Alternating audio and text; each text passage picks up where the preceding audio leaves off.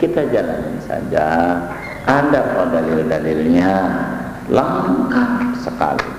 Kalau kita mau jujur berbicara jenazah, kenapa ini tidak kita lakukan? Karena kan kita kurang begitu tertarik dengan berbicara jenazah, takutnya mati. Kalau ngomong jenazah, ntar mati lagi gua. Kalau ngaji jenazah, ya semua orang hidup pasti mati. Kagak ada yang abadi di dunia, pasti mati. Tapi bagaimana kita tahu prosesi ngurusin kematian? Kalau kita nggak begini nih, kita mana tahu. Justru kalau kita mati, girang teman kita kan udah tahu peraturannya, bisa ngurusin kita, betul nggak? Kalau kita nggak ngaji begini ya mau bagaimana? Cara kita jenazah sembarangan aja udah mati ya udah, bagaimana? Yang kayak begitu amat sangat mengkhawatirkan. Ada orang hidup kagak mau ke masjid, begitu tuh. Anaknya kagak juga pada ke masjid, hidupnya mati pengen disolatin di masjid. Yang kayak begitu kan udah kebangetan banget. Masa udah kagak bisa nikmatin, malaikat juga udah gak girang ada dia.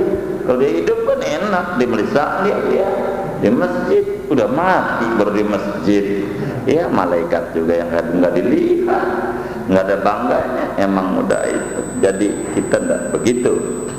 Nih proses menghadapi kematian. Jadi 4 tuh kewajibannya. Ini yang harus diliputi. Kalau yang nanti bakal disebutin, mandi sempurnanya bagaimana, nyolatin sempurna, ngapain sempurnanya bagaimana, nyolatin sempurnanya bagaimana, nguburin sempurnanya bagaimana. Ini namanya sunat-sunat. Pokoknya mau ribut 4. Kalau kagak dikubur, omelin. Kalau masalah tauhid mau sunat aja, ngapain kita ngeributin yang sunat? Doyan kerjain kayak tadi tuh yang dura itu, nggak doyan kita, saya nggak ada, mati biarin aja, udah mati ya nggak apa-apa. Karena saya nggak demen, udah bangke ngapain dibacain Quran ya nggak apa-apa. Begitu emang tetangga saya juga begitu di Serang tuh, dia punya anjing kurang ajar banget, anjing lagi namanya Joni lagi, anjing ya Allah ya Rasulullah, kan kagak sopan banget, kesinggung kawan kita yang nama Joni. Itu Joni pada waktu mati kagak dia apa-apain, kagak dibacain Yasin. Itu Joni pada waktu mati. Masa iya manusia disamain sama si Joni, ya kan? Begitulah manusia ini mulia. Walaqad karramna bani Adam.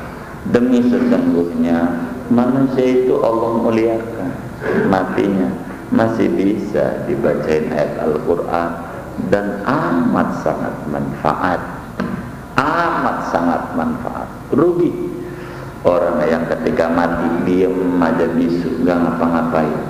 Orang Kristen aja pakai nyanyi-nyanyi, saya tahu itu nyanyi-nyanyi mati itu, ngapain itu? Baca Yasin, Yasinnya dia gitu. Orang tahu saya itu nyanyi ini itu itu mati. Orang Islam disalahin baca Yasin, begitu udah jarang baca di rumahnya, bacanya orang mulu Yasin. Habis baca Yasin orang meninggal masih bagus, begitu itu. Daripada gak baca sama sekali, udah nggak apa-apa. Nah, itulah kurang lebih aturan ini nih. Aturan ini terlepas yang 4 ini, apakah orang baik, apakah orang jahat. Ada orang Islam matinya bunuh diri, sholatin enggak? Sholatin enggak? Bunuh diri.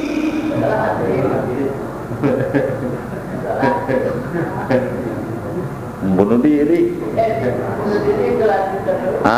Jadi dilihat muslim apakah enggak. Kalau orang Islam,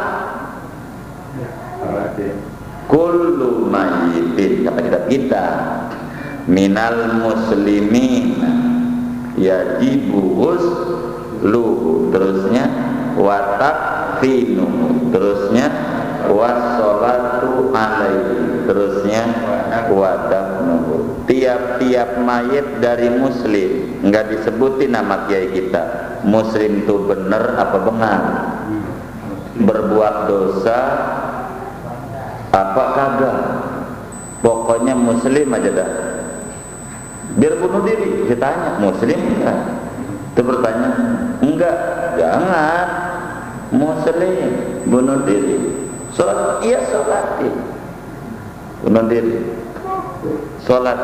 Wong dia bunuh diri. Bunuh diri kullu mayyitin, kata kitab kita itu, minal muslimina, mayit muslim. Justru yang bunuh diri ini yang lebih banyak kita tolong. Kenapa? Sebab sholat jenazah itu kan diantara maknanya kita mintain ampun dosa si mayit, begitu enggak? Kan Allah maghfirlahu warhamhu, dosa mayit. Kalau pakai logika ajaran agama, pakai akal aja udah cukup, enggak pakai tuntunan wahyu. Kalau andai pakai akal aja udah cukup tanpa tuntunan wahyu, wis kiai mah mati nggak usah disolatin. Kalau pakai akal, ya kira-kira dosanya dikit jatuh, begitu kan? Nggak usah disolatin. Justru itu tuh yang bunuh diri tuh yang harus dikeroyok orang banyak untuk disolatin. Kalau pakai akal. Tapi karena kita dituntun wahyu, terlepas apa gitu orang bunuh diri, apakah orang itu kiai, yes, ini mah udah menjadi kewajiban yang hidup, yaitu memandikan, mengkafankan, mensolatkan dan mengubur. Makanya kata Pak Jisadi di Kebayoran bilang sama anak-anaknya, gua gak pikirin lo mau gua taruh di atas pohon kuburannya nggak apa-apa. Kalau gua mati, terserah lu pade, sama anak-anaknya di atas pohon, gua redo. Begitu. Anaknya nanya, kok bapak ngomong gitu? Iya benar, sebab orang udah mati, udah nggak punya kewajiban. Kewajiban yang hidup di atas pohon dosa dia. Di atas pohon dia harus dikubur. Kewajiban yang hidup itu mau ditaruh di mana? Terserah yang hidup. Kuburannya di mana? Terserah yang hidup. Kuburannya, yang mati udah kagak punya apa. Jadi kita jangan mikirin nanti kuburannya di mana. Ntar dulu beribadah dulu, udah mikirin kuburan aja. Udah disiap-siap kuburan buat ntar kita mati. Jangan amal. Jadi buat ngademin kuburan. Itu mau tugas yang hidup. Masa kita kagak bakal dikubur? Yang hidup ditaruh aja di atas latar? Kagak. Pasti bakal dikubur. Tapi kalau ibadah kan kagak bisa dia bantuin kita. Karena itu kita harus ibadah benar-benar. Kewajiban empat, sebetulnya 5 bukan 4, ditambah 1 gotong, ya kan nggak bisa jalan sendiri ya, begitu tuh. Ke kuburnya tuh bukan 4, sebetulnya 5, dari memandikan, mengkafankan, mensolatkan, dia gotong dan tuh ngubur. Kalau bid'ah, ya Allah boleh ditanya sama ulama, tanya apakah zaman Nabi ada ambulan? Boleh tanya tuh Nabi, ada ambulan nggak zaman Nabi? Kagak ada. Jadi ambulan bid'ah nggak? Itu kan jadi susah. Jadi yang kayak gitu nggak usah dipikirin. Nanti kita mau gotong sampai karet bifak, ya Allah copot kita punya kaki. Udah sih yang kayak begitu mah bukan prinsip begitu. Jangan kemudian kita dikit-dikit disalahin dulu. Udah jalanin aja dah, yang enak aja hidup nyantai. Kalau ini nggak boleh, ini nggak boleh, ini nggak boleh. Jadi apa yang boleh? Kita begitu. Illa syahidah, kecuali yang tidak boleh dimandikan, tidak boleh disolatkan, hanya kewajibannya 2, kafanin kalau kurang, dan dikubur. Pertama, orang mati syahid. Orang mati syahid tidak boleh dimandikan, tidak boleh disolatkan, haram, dosa pun. Syahid apa? Syahid ini jamaah ada 3. Syahid itu ada 3. Pertama namanya syahid dunia wal akhirah, syahid di dunia dan syahid di akhirat. Pertama namanya syahidul dunia wal akhirah, syahid di dunia, syahid di akhirat. Apa tuh? Orang yang berperang melawan orang kafir dengan niatan membela, mempertahankan agama Islam. Jadi orang yang berperang melawan orang kafir dengan niatan membela, mempertahankan agama Islam. Tuh yang kayak begitu namanya syahidul dunia wal akhirat, syahid dunia dan syahid akhirat. Kedua namanya syahidul dunia, yakni nomor 2 orang mati syahid hanya di dunia. Siapa itu? Orang yang berperang mati itu, orang yang meninggal berperang melawan orang kafir dengan niatan biar dikata pahlawan, dengan niatan biar dapetin gadis-gadis orang kafir yang cantik, yang mancung-mancung, biar niatan biar dapet duit, harta rampasan perang. Namanya niatnya dunia, enggak niat agama. Ini namanya syahid dunia, namanya 2. Ketiga syahidul akhirah, artinya syahidul akhirah orang yang mati syahid di akhirat, di dunia biasa. Siapa tuh? Ini mah banyak, ratusan unsurnya yang disebut syahid akhirat. 1, mati keguguran, anaknya nggak keluar, mati. Kalau orang dulu itu awas tuh mati, tuh jadi memedi.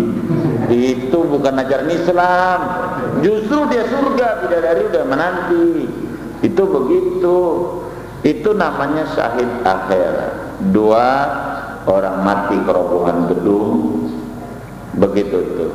3, orang mati kena tsunami, begitu tuh. Jadinya muslim, jadinya gitu tuh. Tabrakan, begitu tuh. Yang kayak begitu. Mati menuntut ilmu, mati lagi belajar meninggal, begitu tuh. Itu juga syahid akhirat. Ngaji, artinya udah pengen ngaji hari Minggu, Jumat meninggal, syahid di akhirat. Yang kayak begitu, syahid hari Minggu lah mau ngaji, udah meninggal dulu, padahal udah niat main model gitu. Itu syahid. Dan masih banyak betul unsurnya yang disebut syahid akhirat, macam-macam. Syahid akhirat ini yang dimaksud, yang tidak boleh dimandikan, tidak boleh disolatkan nomor 1 dan nomor 2. Adapun nomor 3 itu mah biasa, dimandikan, dikafankan, itu biasa artinya. Disolatkan, dikubur, biasa. Namanya syahid akhirat. Kenapa syahid akhirat? Di dunia biasa kayak tsunami itu, mati kena tsunami, ini bagaimana? Syahid, ya udah syahid. Jadi kita nggak perlu dimandiin. Salah, itu mah syahid akhirat. Yang kayak begitu, syahid akhirat yang kayak begitu. Betul. itu mah tidak dilarang, malah wajib dimandiin, wajib disolatin. Yang 4 itu, yang 5 sama mikul, sama gotong tuh. Karena itu syahid akhirat. Artinya syahid akhirat, nanti di akhirat bakal dikelompokkan satu regu dengan orang-orang mati syahid. Kenapa syahid dunia itu tidak boleh dimandikan, tidak boleh disolatkan? Kan syahid dunia niatnya jelek. Mana kita tahu niat? Uang niat mau di dalam hati, urusan dia. Begitu tuh. Jadi di dunia proses kita syahid, tidak boleh dimandikan, tidak boleh disolatkan. Uang nggak tahu dia niatnya jelek, bagus jeleknya, tapi uraian memang begitu, kan begitu. Jadi sehingga prosesnya begitu. Kenapa orang mati syahid tidak boleh dimandikan? Sebab darah yang berceceran di tubuh itu jadi saksi di hadapan Allah kelak di akhirat.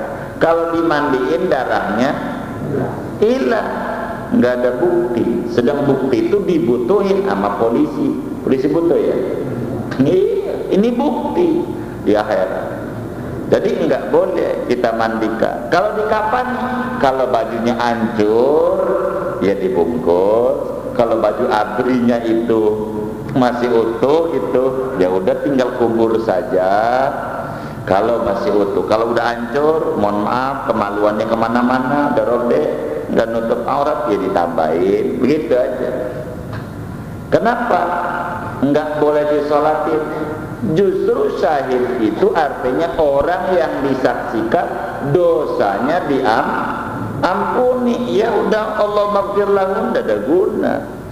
Begitu buat dia, udah cukup. Dengan perang melawan orang kafir itu adalah cukup buat dia bekal lolos dari neraka. Kalau perang melawan orang kafir, lain dengan yang pemboman itu namanya dalam bahasa kita mati sangit. Mati sangit. Iya, yang kayak begitu, sangit gitu. Kayak masak aja, yang begitu. Kelewat, Islamnya ekstremis, jadi muslim, tidak ngerti ajaran Islam. Bukan begitu cara Islam. Sebab Islam itu bagus caranya.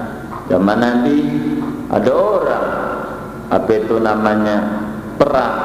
Nabi bilang, ini orang nih calon ahli neraka. Nabi bilang, orang diintip sama sahabat, kenapa sampai Nabi ahli neraka? Itu orang ikut perang mana Nabi? Kok dia ikut perang, kok Nabi bilang kena neraka? Masih diselidiki,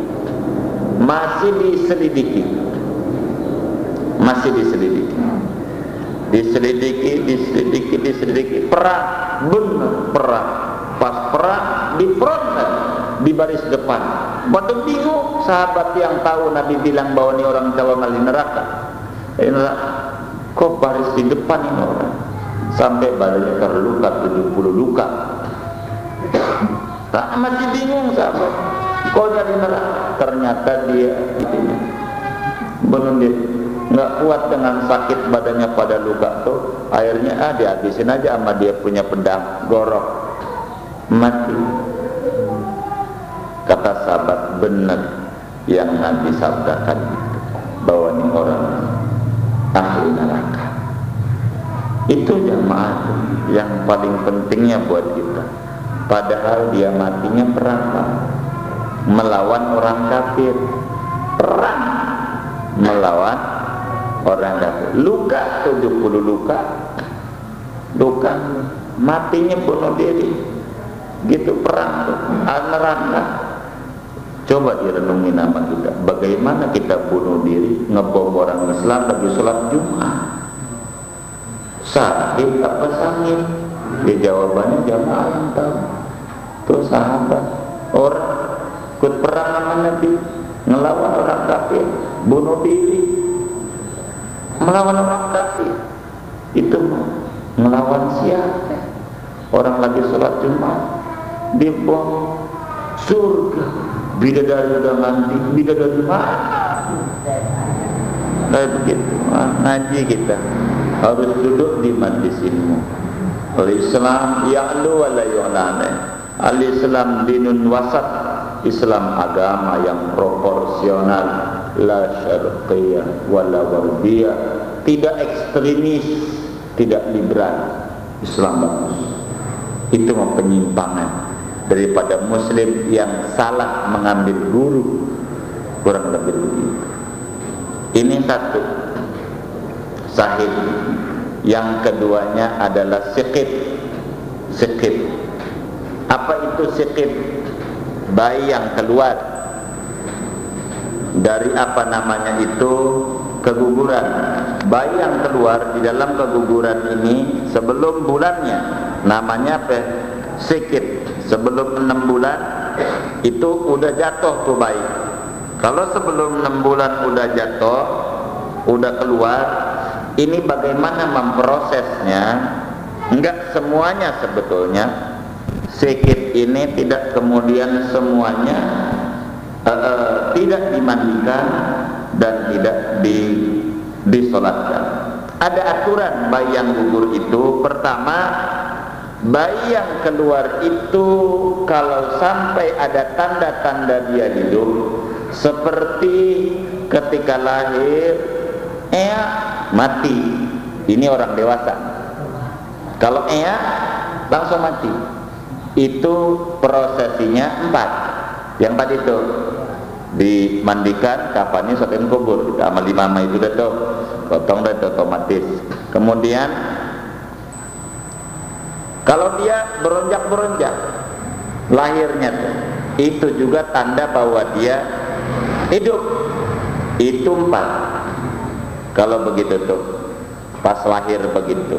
Tapi kalau udah lewat 6 bulan, itu mati. Itu udah pasti, bukan sikit namanya. Udah 6 bulan ke atas, cuma lahir mati. Itu mah wajib. Yang 4 tuh biasa, kayak orang dewasa. Tapi kalau sudah ada tanda-tanda manusia, baru 4 bulan, udah ada tangan, baru tangan atau kaki, udah ada gambar hidung umpamanya nih, udah ada hidung, udah ada gitu tuh, maka tidak boleh disolatkan.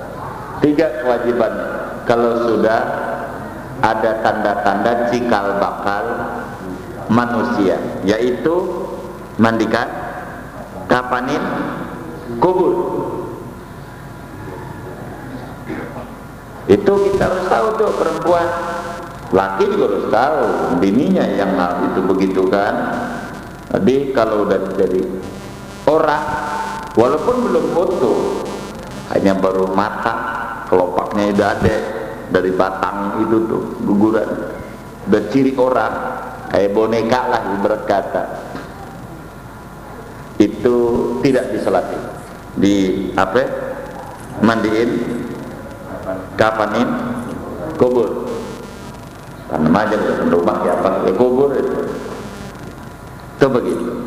Tapi kalau belum ada tanda-tanda kehidupan, baru selempeng aja, gumpalan daging, belum apa ya, keguguran, apalagi segumpal darah, itu tidak wajib apa-apa, hanya sunat tuh, dibungkus kubur, sunat, dibuang nggak apa-apa, kasih ayam, cuman kurang sopan, kurang ajar banget, tapi nggak dosa, uang masih daging aja, tapi yang bagus bungkus kubur, itu akhlak saja, adat Islam. Jadi yang tidak disolati, tidak dimandikan, ya yang kayak begitu tuh masih lempengan. Tapi kalau lahir, teriak, gerak-gerak kelojotan atau bernapas terus mati, itu mah kayak orang dewasa. Ini saja bahasan paparan kita nanti besok. Wa aqallu ghusl mayyiti, cara-cara kita mandiin mayit. Sesudah itu kan habis mati itu kan kita sibuk sana sini nyari bendera kuning segala macam, baru kemudian kita nyari nelpon amilnya HP-nya mati ya kan. Nah itu nanti kita berbicara mandiin entar aja. Jadi kalau ada yang mati di kampung kita, ntar mandiinnya belum ngaji, jadi nggak usah dimandiin, tunggu dulu sama 2 minggu lagi kita ngaji. Ya kita ngaji bab mandiinnya nanti pada pertemuan mendatang. Wa aqallu ghusl mayyiti, ntar kita proses cara-cara memandikan mayit. Segini aja. Wallahu a'lam. Yang ditanya mungkin dari materi kita sebelum doa, silakan. Wallahu a'lam. Tadi kan kalau kita mau minta itu kalau punya utang terhadap Allah tadi, terhadap haji. Nah untuk batasan bahwa kita punya utang sama Allah tadi, harta misalnya. Kalau kita sudah orang tua punya harta 1000 meter, orang tua kita belum haji. Itu kita wajib menghajikan. Caranya tidak. Baik. Jadi orang tua kita punya harta 1000 meter ini, kalau dijual cukup untuk haji ya, walaupun dijual 100 meter gitu ya. Oh iya, dia sudah wajib haji dia. Jadi caranya untuk menghajikannya, maka kita badalin dari harta itu, dipotong dulu sebelum jadi warisan. Dari harta tuh dibadalin, dipotong dari harta itu. Tapi kalau anaknya mau tabaruk, mau sukarela dari anaknya aja, nggak usah dijual, ya nggak apa-apa. Bagaimana badal itu? Dalam badal haji, pertama yang menjadi badal, yang ngerjain itu orang yang sudah melaksanakan ibadah haji. Kalau kita sebagai anak, kalau saran saya gitu ya, kalau kita sebagai anak dan kita sudah pergi haji, kita aja yang pergi haji. Kita aja berangkat datu haji, gantiin orang tua kita. Itu pertama. Kita aja berangkat, gantiin orang tua kita kalau kitanya sudah haji. Sebab anak jauh lebih hati-hati dalam rangka mempraktekkan gantiin orang tua biar sesempurna mungkin. Itu satu. Yang kedua, yang diajarkan oleh ulama, kalau kita tidak memungkinkan untuk berangkat dengan kerjaan yang begitu repot dan lain sebagainya, halangan-halangan ada, ulama tuh ajarin, suruh orang yang kita percaya, apakah di kampung kita ada tokoh, apakah ada ustaz, apa ada ini yang ngerti haji, ongkosin dia untuk berangkat haji. Kalau bahasa kita hajiin dia, haji lagi, tapi untuk orang tua kita. Kenapa? Ini jauh lebih benar. Jauh lebih benar. Dengan begitu tuh, satu orang itu pasti akan bertanggung jawab. Satu, salah besar kalau dia tidak bertanggung jawab. Udah semuanya fasilitas itu diberikan, dia timbang jalani nyopir aja untuk itu. Ini cara yang paling baik. Suruh orang yang kita percaya, apa encing kita, apa encang kita, apa tetangga kita percaya dia bisa melakukan ibadah haji dengan sempurna karena dia tahu atau haji, kasih ongkos haji. Yang ketiga, ini yang ada kalanya kalau di sini ada KPIH sedikit menyinggung, mohon maaf gitu. Yang ketiga, kita titipin nama KPIH, sama pimpinan KPIH, Pak, saya mau badal haji buat ibu saya, begitu, atau bapak saya. Diterima nggak sama KPIH? Diterima. Satu, diterima. Kita maju tuh, diterima. Memang ada tulisannya melayani biro haji, biro umroh, ziarah, badal haji, kan begitu. Itu baru saya yang ngajuin buat orang tua saya yang meninggal. Pak Satiri, ngajuin lagi sama Pak Yus sebagai KBIH, mau badal haji, diterima nggak sama Pak Yus? Badannya satu. Belum lagi Pak Jamal ngasih lagi sama Pak Yus, diterima nggak? Diterima. Jadi yang dua dimanain tuh kalau tiga? Di mana tuh yang dua? Dijual. Yang jual tuh dijual. Itu riskannya, kita nyuruh begitu. Riskannya. Maka bayarnya murah Pak. Berapa? 15 juta. Cukup buat badal haji. 15 juta. Begitu. Ada yang 10 juta. Macam-macam dah tuh KBIH cari Pak banyak-banyak begitu. Oh, udah dapat 10 juta. 5 juta mahal banget Pak. Pak Ustaz, mahal 10 juta aja. Ya udah dah, 10 juta berhaji. Sedang udah dapat 20 orang. Kan 19 itu dilempar sama dia dijual. Padahal kita percayanya sama dia. Kan begitu. Itu dosa apa kagak? Itu urusan KBIH dah tuh. Itu urusannya. Bukan saya punya jawaban dah tuh. Dipikirin aja sama KBIH. Kemudian di mana? Dijual tuh dari 10 juta ke sama kawannya. Ini gua nih dapat 3 kan 2. Jual. Tadinya 10 juta. Kata kita. Berapa? 10 juta. Wah, kalau 10 juta gua kagak lebihnya dong. 7 juta dah. 7 juta. Dijual. Begitu. Amat satu Anda. Jual 7 juta. Kan orang jual juga sama dia. Dapat 3 dia. 7 juta. Ini yang nyata. Ntar di Arab dijual lagi. Yang hajiin orang tua kita, pembantu kita tinggal 1 juta. Itu yang tidak ngerti urusan haji. Terus dijual. Begitu. Karena itu yang bagus, saran saya itu yang pertama, kita anaknya datang ke KBIH yang kita rasa benar, jalanin. Kalau enggak, suruh orang kampung kita untuk haji. Prakteknya sulit. Sebab pada waktu kita ajukan begitu sama kawan kita ajarin cara-caranya. Nih kalau mau badalin, ngomongnya begini sama KBIH. Itu waktu itu harganya 7 juta badal haji itu. Waktu itu tahun berapa ya? 5 tahun yang lalu lah. Artinya 7,5 juta masih dapat untuk badal haji. Kemudian itu kita bilang sama kawan kita, karena nanya sama kita, Ustaz gini, saya bilang dah. Kalau ente mau badal, karena ente nanya mana, ane kasih ajaran. Ini begini ngomong sama KBIH-nya ya. Caranya, saya ajarin caranya. Pak Ustaz, saya ini mau badalin ibu saya. Oh iya, bisa enggak? Oh bisa. Ustaz, berapa? 7,5 juta. Oh iya dah. Saya bayar 7,5 juta. Tapi ada saran Ustaz. Saya pengen yang ngerjain pribadi Pak Ustaz, jangan jual ke orang lain.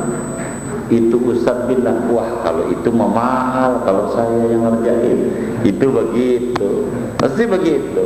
Berapa waktu itu? Sampai 20 jutaan waktu itu. Padahal haji tidak, ya hampir sedikit lagi haji 25 juta. Itu enggak gede. Itu begitu. Jadi kita biar mahal, enggak apa-apa, masih mendingan kita gitu. Ada beberapa kawan kita itu nurut, harusnya dia udah haji gitu, hajiin lagi. Kan kalau kita biar lebih sempurna, lebih menarik kan ya gitulah, ikut KBIH yang benar, yang kita bisa percaya begitu, atau ada petunjuk kan banyak, itu kan pilihan guru pembimbing. Jadi cara badalnya seperti demikian, itu yang paling bagus. Jadi silakan dari pilih yang 3 tuh yang paling maslahat buat kita. Tapi kalau saya itu mau itu terus sampai itu selalu jawabannya begitu. Jadi kalau bisa begitu, buat apa? Yang kita jadi lebih percaya. Sebab dijual repot. Dan itu yang terjadi, dijual begitu, yang kayak begitu. Sebab ya enak sih begitu tuh dijual-jual. Itu banyak akhirnya yang ngerjain haji itu dari 10 juta bisa jadi 1 juta. Orang 1 juta ya jadi di mana-mana proyek gitu Pak. Kan bangunan begitu Pak ya? Iya. Ini bangunan nih. Kita dapat proyek bangun rumah, ntar kita jual lagi. Lo mau nggak proyek rumah? Ntar kita ambil keuntungannya, jual lagi. Akhirnya rumahnya jelek. Jadi duitnya segitu, udah dimakanin di tengah jalan. Ya manusia di mana-mana udah merampok kalau orang hati-hati. Jadi cara badannya seperti itu. Wallahu a'lam. Ada pertanyaan. Bagaimana hukum orang yang memberi hutang apabila orang yang hutang itu meninggal belum bayar dan ahli warisnya tidak membayarnya? Yang pertama, kita ucapkan innalillahi wa inna ilaihi raji'un ketika ahli waris tidak mau bayarin hutang itu, apalagi kalau sampai ada warisannya, ada hartanya. Itu namanya anak yang durhaka sama orang tua sesudah orang tuanya meninggal. Dosanya besar kalau dia nggak mau bayar, padahal ada nih gitu ya, padahal ada ya. Kalau nggak ada kan Allah Maha tahu dia mau bagaimana, mau nggak ada, ini ada. Jadi ya dia kasihan, durhaka, orang tuanya tidak bisa menempat di mana lazimnya ruh orang mukmin berkumpul di Illiyin, satu tempat yang paling tinggi di atas langit sana, nggak bisa. Itu namanya nyiksa orang tua, anak yang kayak begitu. Jadi janganlah kita jadi anak kalau sampai terjadi sama orang tua kita meninggal dan punya hutang, jangan sayang-sayang. Allah Maha tahu, Allah bakal ganti dengan yang lebih banyak demi kita hormat dan sayang serta bakti sama orang tua kita. Saya kira yang kedua, apa sebaiknya hal yang harus dilakukan oleh orang yang memberi hutang itu? Kalau ngomong sebaiknya, yang terbaik ikhlas. Kalau ngomong sebaiknya, satu, biar dia jangan masuk neraka, kan begitu. Kalau begitu, kalau dia nggak bisa ikhlasin, ya legowo saja, jangan dipikirin. Kalau diikhlasin dia nggak bisa, nggak usah dipikirin. Di akhirat milik. Di akhirat, bagaimanapun ganjaran orang itu bakal diberikan kepada kita sesuai dengan dia ngutang sama kita. Kalau dia punya ganjaran, kalau kagak dosa kita. Kalau kita ngutangin 1 juta, seukuran 1 juta dikasih sama orang itu, enak gak? Dosa kita dikurangi, dah kita nggak usah dipikirin yang kayak begitu, jangan pikirin. Dan anggap aja yang ketiga kayak jenggot dan kumis yang dicukur. Kalau kumis dicukur makin dikit apa makin banyak?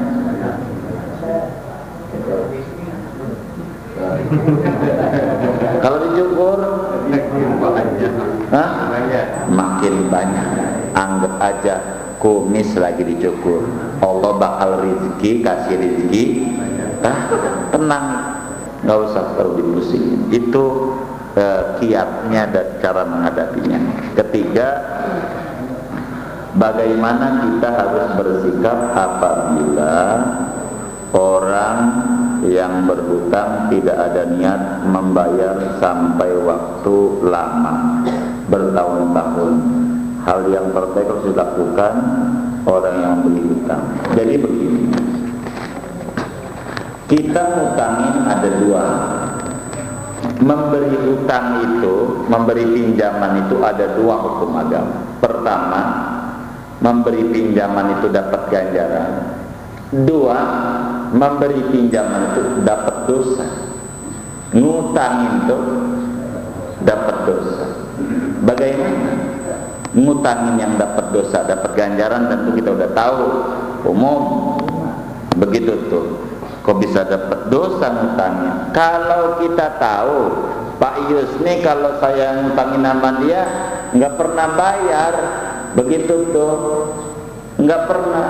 Orang rame begitu umpamanya, begitu nih bagaimana?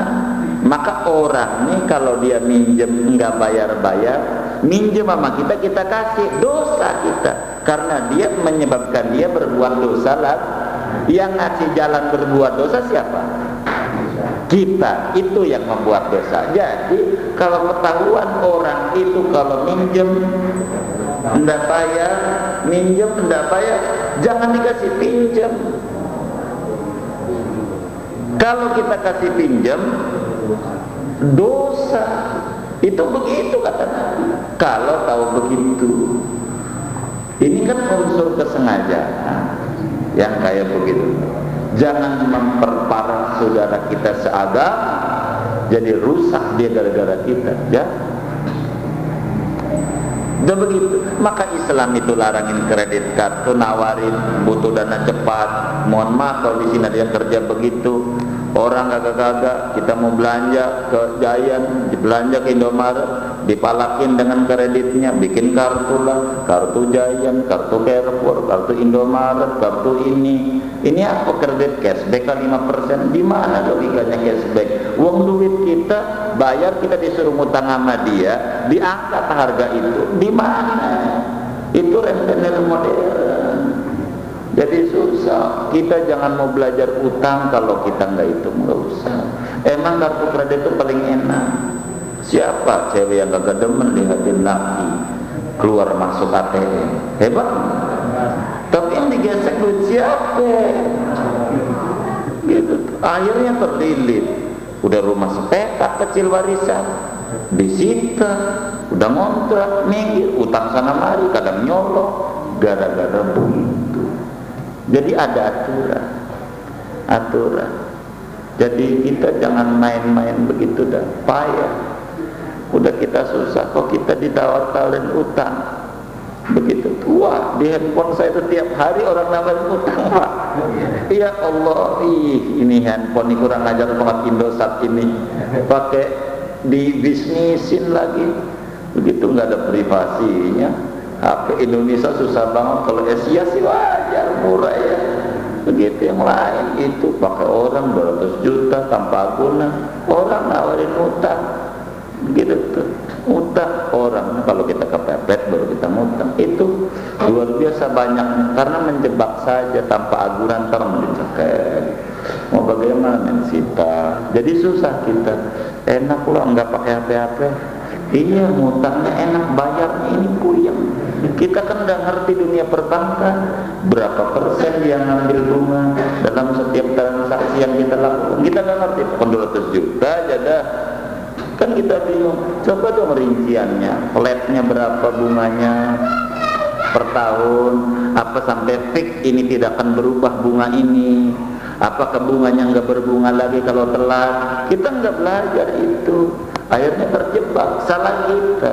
Karena itu orang berhutang enggak niatan udah kentara. Kan kita tahu ya, antara orang pura-pura, antara tidak. Jangan sampai ini menjadi alasan, pasti nggak mau bayar, ini takut dosa nih, yang dasar pelit kayak begini nih. Begitu kayak begini, bukan begitu yang saya maksud. Jangan sampai salah mengartikan itu Pak Ustadz itu begitu. Ini orang duga nih, orang duga. Wah, ini namanya ta'allul, alasan yang dibuat-buat yang kayak begini nih. Ya kita kan bisa tahu dari rahasia umum kan begitu.